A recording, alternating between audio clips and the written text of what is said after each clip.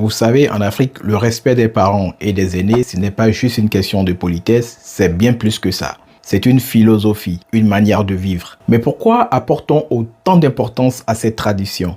Dans beaucoup de cultures africaines, les parents ne sont pas seulement des guides, ce sont des piliers, des repères pour leurs enfants, mais aussi pour toute la communauté. Ils transmettent les valeurs, les traditions, les savoirs, bref, c'est grâce à eux on sait d'où on vient et où on va. Mais ce qui rend encore plus particulier, c'est que cette autorité ne s'arrête pas qu'aux parents, les oncles, les tantes, même les voisins. Tout le monde joue son rôle dans l'éducation des enfants. C'est une éducation collective, un vrai système où chacun a son importance. Le rôle des aînés. Les aînés ont été toujours considérés comme des figures de sagesse. Ce sont eux qu'on appelle pour régler les conflits, pour raconter l'histoire de la famille ou du village. Ils ne sont pas juste des conseillers, ce sont des mémoires vivantes. Vous connaissez sûrement ce proverbe. Quand un vieillard meurt, c'est une bibliothèque qui brûle. Ça veut tout dire, non? En Afrique, on apprend très tôt aux enfants que respecter un aîné, ce n'est pas respecter juste une personne, c'est respecter l'ordre social, c'est respecter tout ce qu'il représente, une histoire, une communauté, une mémoire collective. C'est pourquoi dans certains villages ou dans certaines communautés comme chez les Yoruba, les jeunes s'agenouillent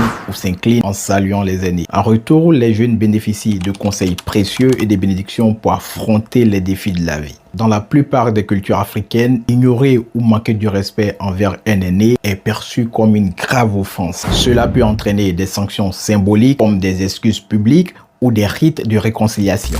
Aujourd'hui, avec l'urbanisation et la mondialisation, ces valeurs sont mises à l'épreuve. Dans les grandes villes, les jeunes sont souvent influencés par des cultures étrangères, ce qui peut affaiblir le lien des traditions ancestrales. Cependant, même dans les contextes modernes, le respect des aînés reste un repère important. Beaucoup de familles africaines continuent de perpétuer ces valeurs en adaptant les coutumes aux réalités contemporaines. Elles continuent de jouer un rôle dans la construction de l'identité et dans le renforcement des liens familiaux. Alors, ce respect envers les parents et les aînés nous enseigne une leçon universelle. Chaque génération a quelque chose à apporter à l'autre. Les jeunes apportent l'énergie et l'innovation, les aînés apportent l'expérience. C'est un équilibre, s'il est bien maintenu, peut assurer la cohésion sociale et assurer un avenir harmonieux. Dites-moi ce que vous en pensez en commentaire et si vous voulez découvrir d'autres richesses de la culture africaine, n'hésitez pas à vous abonner à mon compte.